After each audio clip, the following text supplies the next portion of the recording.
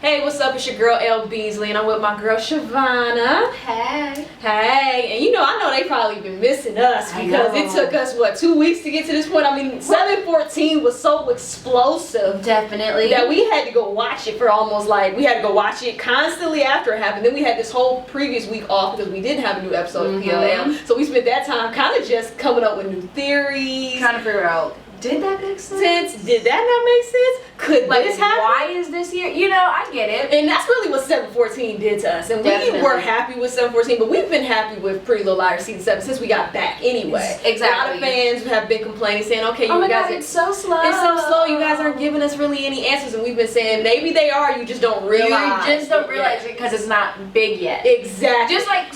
Just real quick, when you was talking about how Aria's file got missing? And I was like, well, I don't get that. Right, exactly.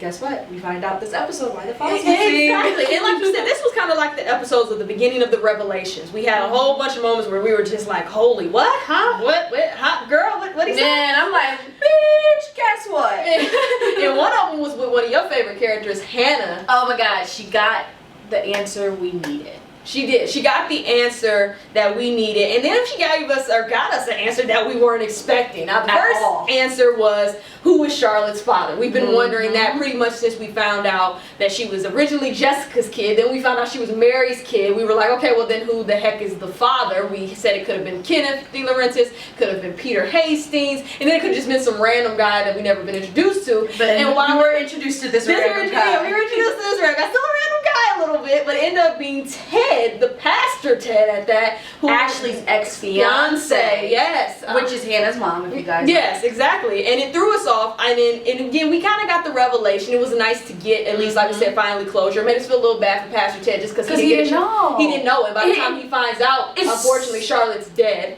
And it's so crazy because guess what? Pastor Ted had a summer camp that Charles was going to. Exactly, and did not know this entire time that while this young man I'm helping is my son, and then obviously, like we said a minute ago, didn't even get a chance to meet Charlotte. So assuming Charlotte's dead. Or Charlotte. Continue.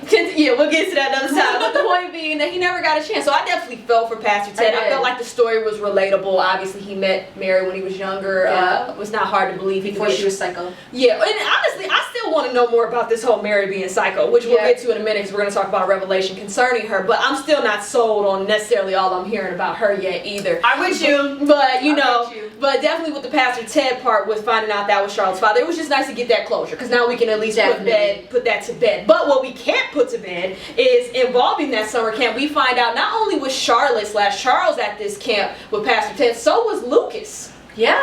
And hello, Hannah just was like, hey, who's this little boy? Yeah. Ted tells her, Lucas, what is his last name? I think Gottsman or Gitzman, whatever. Or G, I think. Gipsby. Okay. And he was like, yeah, I don't know where he is, or blah, blah, blah. And she's like, well, you're sitting on his couch. And they both just look so, crazy. And I think for Hannah, it just, like we said, and even for us as fans, I think it did break her heart. Because I think for the longest time, Hannah this is now the second almost close friendship she's had now that almost seems to be deviating in a sort of way. We knew with Mona, that relationship has never gone back to normal since Mona was the original A and everything like that. They've tried. There's still a bond there. And even as Mona has said many times, which Parrish has said many times about her character, Mona, the thing that constantly keeps Mona coming back to life is her relationship with Hannah. But now with Lucas, it's kind of like, okay, now this makes Hannah rethink everything, because to know that you knew Charles/Charlotte all the way back then when you guys were kids, it makes us wonder, well, did you know when Charles turned into Charlotte? Did you know when she turned to Cece? Did you know when Cece originally came to town? None of us knowing she was Charlotte De Laurentiis. But did you? Did you know? So you have to go back to those episodes that involve Lucas's character. You have to. Because you have to really look, and I'm excited to see where this goes. Absolutely. I'm excited to see how everything is revealed just with Lucas's standpoint, because that's gonna make Hannah dig for more answers. Absolutely. Because she a nosy bitch. They all are, honestly, at the end of the day. But I definitely think it's gonna be very interesting to see Hannah go after these answers. And then honestly, I want to see how the other liars, as she gets these answers, are gonna react as well. Because all of them have had some type of interaction with Lucas. And at one point they thought Lucas was somebody they could count on as a friend, not just to Hannah, but somebody they can call on if possibly they need. I mean, like we said, just about everybody stayed in this loft. that they're currently living in. So it's going to be interesting seeing Hannah just kind of go after these answers and seeing how much Lucas is involved and how much he knew about Charlotte. Again, but we might remember Lucas knew where Spencer's upstairs was when she was at her Nana's house when they did Kayla's birthday party. Yeah. Where the dolls were taken, I'm just saying. Yeah, I mean, well, we've always said, we said this earlier, we were talking about our predictions for AD, right, before the 7B started. We constantly said we think Lucas could be involved. I personally don't think he's AD. Oh, definitely not. But I definitely think, we've always said AD is not working alone. There's a team. And it would make sense if Lucas and CC/Charlotte/Charles had this relationship. We know AD is supposed to be about allegedly avenging Charlotte. So if this is Lucas still being a helper, it makes sense because they possibly had a friendship or some type of relationship that made them close. So I can definitely see him being involved. We talked about the board game because we know he's an app developer now. This screams app. Even some of the things, even some of the things in the dollhouse, we constantly kept saying this is very tech savvy. And while we still don't know a lot about Charlotte, again, it screams Lucas, who is also very tech savvy. So it makes you want to go back to the dollhouse. Wow, we just found out at the end of 7A that Noel was in the dollhouse, and now we're like, well, shit, was Lucas involved and we just never saw him? All these different questions come up about Lucas, and I can't wait to get answers. I can't either. Speaking of answers, Spencer also got some answers from her father that we don't know is really what true. We don't know really are true. And honestly, let's just get down to the nitty gritty of it. His main thing was he announced that Mary killed Jessica De Laurentiis. Which, you know, like, I'm not ruling her out. I'm not ruling her out either. But I mean, that was one of our picks. But how it, you know, how he described it. Yeah, because like it's like you've even said it like contradicts what Charlotte told Alison at the time. Where we're all watching her do her full-blown confession of how she became A and red coat, blah blah. Yeah. But it doesn't make sense, and I'm sitting here like, well, are you assuming these are the things, or do you know, like, hey, you know what? I killed my sister. Exactly, and that's kind of how I feel at this point. Same thing. It just seems like a walking contradiction. For one, why not ever say anything? Right. That was the first thing I never understood. Then if you did, where is your proof? Because from what you're telling us, she got upset because she found out that Charles never really died, which is obviously CC/Charlotte, and she wanted to avenge, you know, blah, blah, blah, blah, and go against Jessica. Fine, she stole my pills, she tried to set me up for it, then she killed her in the backyard and buried her. Well, according to Charlotte, she buried her mother, and we know whoever A was at the time, which was revealed to be Charlotte later on, we know she sent Aria a video saying, hey, I buried your mom. Yeah, like I watched her bury you. So I don't think Charlotte was lying about the bury part. So me neither. I think she lied about a lot in that confession, but I don't think that was one of the things. Yeah, which is so rude. Like, why would you send that to to see your sister? I mean, that's a messed up family connection anyway. We've always said that with Charlotte. That's a messed up brother. Exactly, that's a messed up family her brother connection. And I also just, like you said, I want to hear from Mary because there's so much about Mary we still don't know. From the, you know, Jessica saying, you know, oh, my sister was crazy, which I don't Peter. really believe. And I haven't gotten that vibe from her. I got a vibe that she's become more of a darker woman, but considering what she's been through, it's not that hard to believe. So I honestly want to hear a little bit more from Mary. Again, if it does come out that Mary truly is the killer, we are not surprised. We are not shocked. Our top three were Ken of De Laurentiis, Peter Hastings, and Mary Drake. So we're totally fine. The only thing I can say is if Mary did kill her sister, we definitely know she did not bury her. Exactly. And then I think I don't want it to be Mary because I don't want that to be something Spencer has to constantly think about and live with. I honestly just don't. I don't want that because at this point it will be like, how the heck do you deal with this? Your mother killed your aunt and killed your best friend's mother, and technically your half brother and cousin mother. Yeah, it's so much to think about. It's so much to think about. And something else we have to think about is Peter also revealed he knew about CC/Charlotte when she came to town because he revealed he actually knew about Charles. We don't know necessarily how much, but he knew when CC came to town it was Charles. So it makes us again just look, everything he says is a lie because here we are. Like, wow. So did you know you knew about Charles and CC whatever at the dollhouse? After the dollhouse, maybe you didn't know CC was Charles and A at the time. No, he said she knew before they went to the dollhouse. No, we knew who they were, but you didn't know CC Charles was A. You just knew that. I just feel like you should kind of be like, hey, her mother's a nut.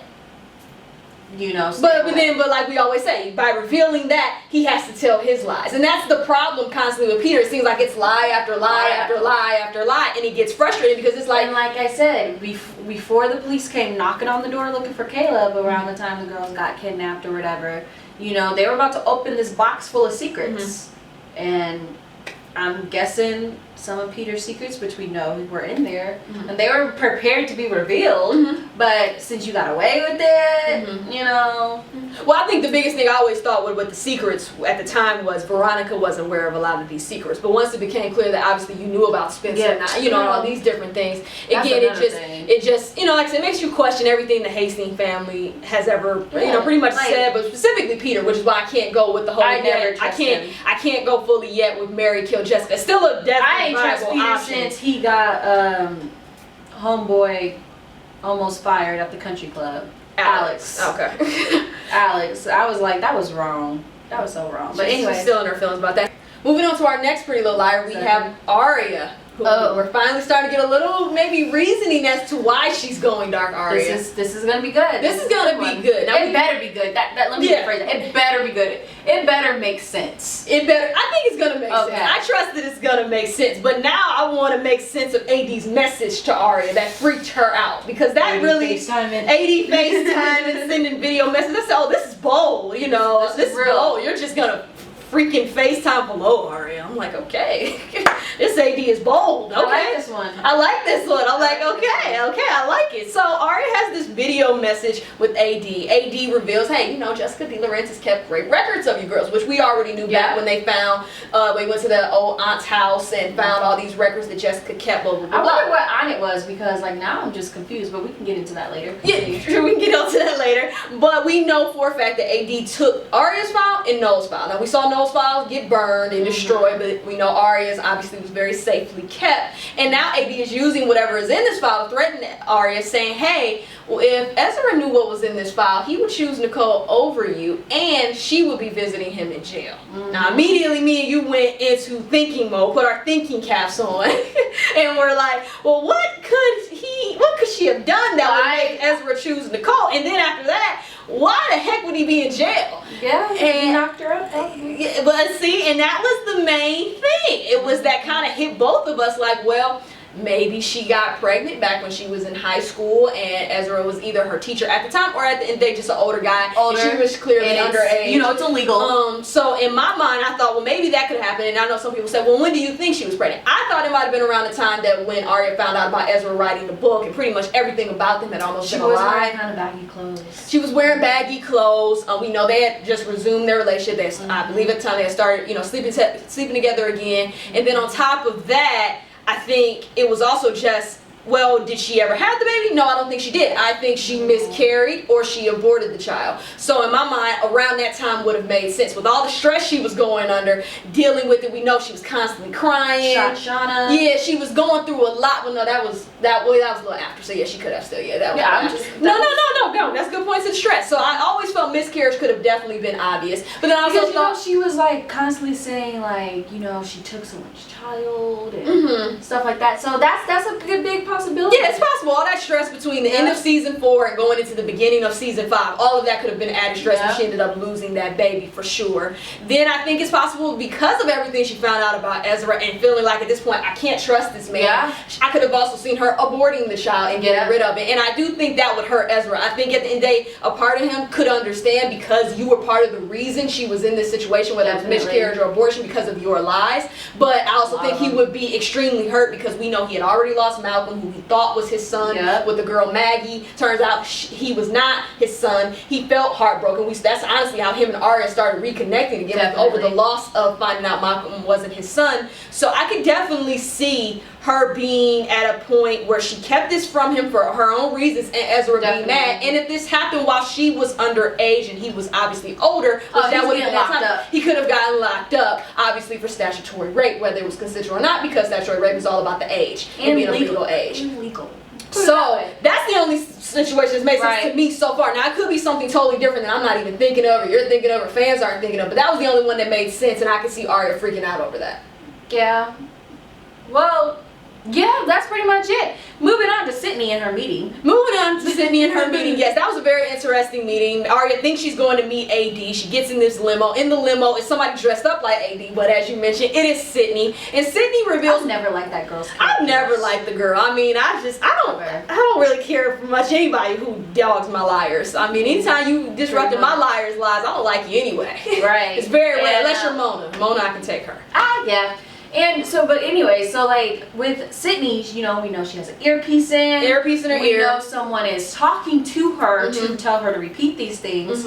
And it reveals that she shot Spencer. Right, which we don't believe Sydney shot Spencer. We still think it's unless the only other person I think is liable to shot Spencer at this point beyond AD is Mary. Yeah. And that's just because she could have been trying to protect Spencer at the time and missed. Yeah. But other than that, I don't believe Sydney shot Spencer. And then drags Jenna out and puts her in the back of her truck. Just didn't make sense. And honestly, I don't think Aria was buying it either. But the whole point of the conversation, beyond if you believe Sydney shot Spencer or not, was really supposed to be that she's inviting Aria kind of into this whole join the right team, join the winning team, and we'll see what happens. And then that leaves Aria kind of with a big decision by the end of the episode, because we have this big scene where it's supposed to be after Alison has had her turn, which was a huge revelation. We'll get to that next. But after Alison has had her turn, they're expecting the next person to have their turn now will be Aria, because everybody else has had their turn, whether it was difficult, whether it was easy. Everybody has had their turn. And instead of going to Aria, it picks Hannah. Hannah naturally is upset and pissed, and understandably so, and wants to know why it picked her again. Aria is kind of looking confused, but a little guilty. But you know why. At the same time, and then as the girls are kind of going to comfort Hannah, who kind of storms outside, and rightfully so, Aria gets a text basically saying, have you made a decision? Like, are you in, shorty, or not? Are you in or are you not in? So I'm going to make you come.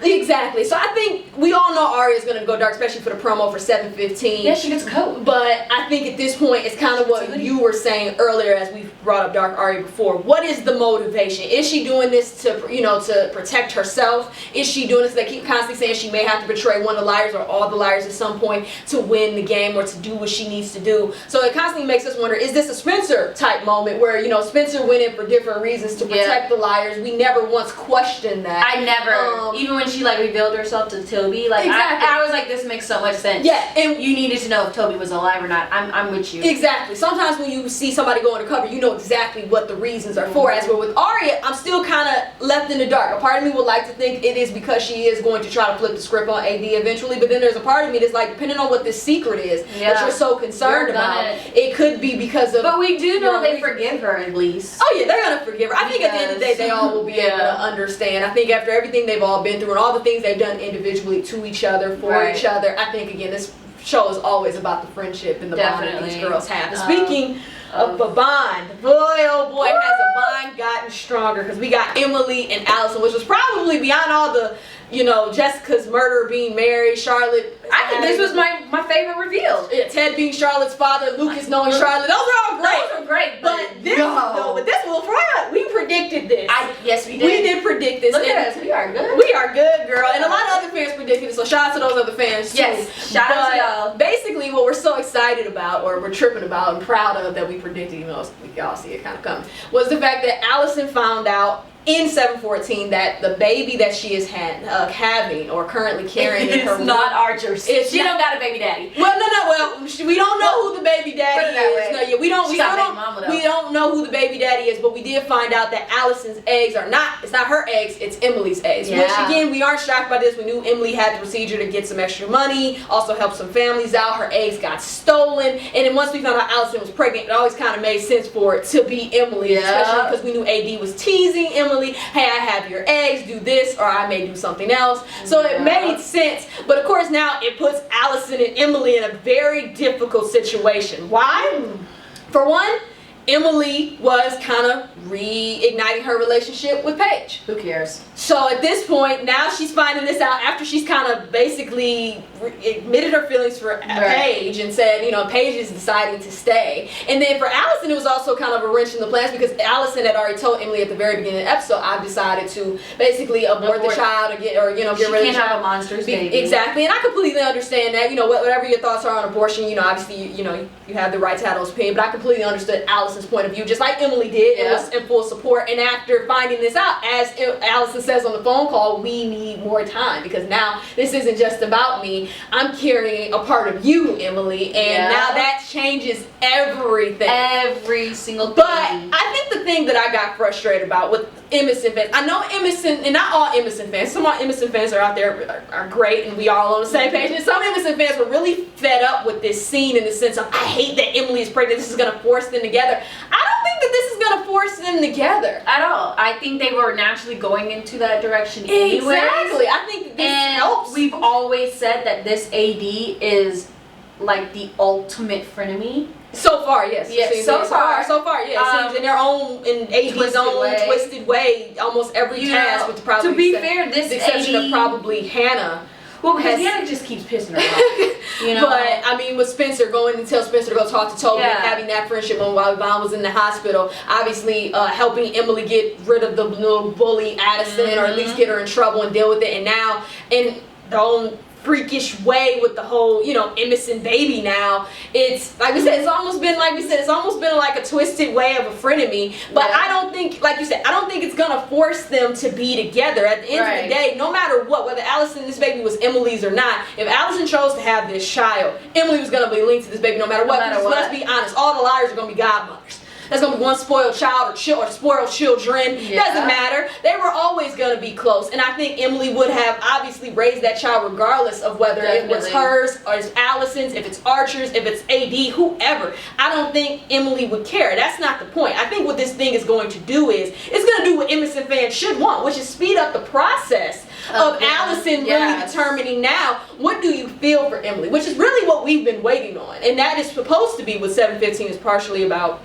We know we're going to get Dark Aria, but a lot of the cast admitted during Paley Fest that 7/15 is actually where Alison admits something about her sexuality and finally acknowledges something. So I don't really care about what she calls herself. We talked about that before. No, I don't need her to call herself bisexual, gay, or straight. I just want her to admit what Emily is to her. Right. And at this point, she's ready to not only acknowledge it publicly, but I'm ready to act on it and form a relationship with you. And that's really all I need at this point. And I think that's what the baby is going to force Alison to do. It's going to force her to really start thinking, okay, not only do I have to decide do I want this baby because it's Emily's, but I also need to now acknowledge my feelings for Emily in general, because no matter what I decide, this baby will always link us. So I need to decide, and I think it's going to force now Emily to be put in a tough position because of Paige. And I doesn't really, again, we're not Paley fans. I don't really care for her.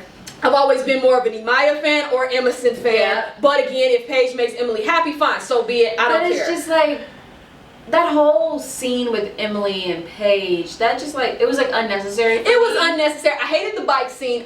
If you were gonna get back together, I just felt like it shouldn't have been like that. Yeah, it was like so dramatic, and then you dropped this bombshell. Yeah, exactly. Like, I didn't feel for that. You gave us mixed emotions that we really didn't need it. Exactly. I completely agree. And like we said, we're not Paige fans at all. We don't dislike her. We just never been, like we said, big Paige fans. Yeah. That's I was like, oh, you're here. Yeah, you're here. I mean, but if you're gone, I'm fine. And I do think Emily is going to. Her and Paige are not going to last probably past this episode. I think it'll be interesting who kind of pulls the plug. Will it be Emily first, or will it be Paige? I think, like you said, it will be Paige. And I think at this point it makes sense for Paige. I think part of the reason she felt comfortable passing up the Iowa job was because she finally felt like the secrets that she was constantly worried about between Emily and Alison, once she confirmed it was the baby, I think she felt like, okay, maybe my paranoia isn't wrong. And in reality, it's like, no, it still is, because Emily and Alison do have a connection, and at this point, it still has kind of left you in limbo. And honestly, honestly, it felt like, okay, let Emily be single. That's how I felt. Well, I've always felt that way about all the characters. Yeah. From Spencer, because even with the whole Spencer Marco, we weren't exactly happy that they slept together this fast. I understand why Spencer did it. Nice.